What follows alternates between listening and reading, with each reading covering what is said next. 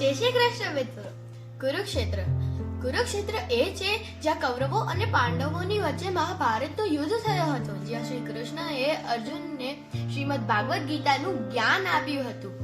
ઋગ્વેદ કે અનુસાર કુરુશ્રવણ નામના રાજા પરથી કુરુક્ષેત્રનું નામ પડ્યું હતું. કહેવાય છે કે ધૃતરાષ્ટ્રપુત્રનું નામ પણ કુરુ નામના રાજા પરથી કૌરવો કહેવાયા હતા. કુરુ રાજા મોટા ચક્રવર્તી રાજા હતા.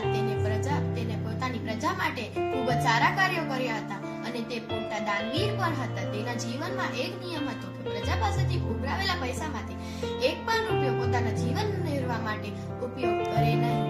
અહીં ઘણા ઋષિ મુનિઓ અને દેવી દેવતાએ અનેકવિધ યજ્ઞો કર્યા હોવાથી આ ક્ષેત્રને ધર્મસ્થળ પણ કહેવાય છે.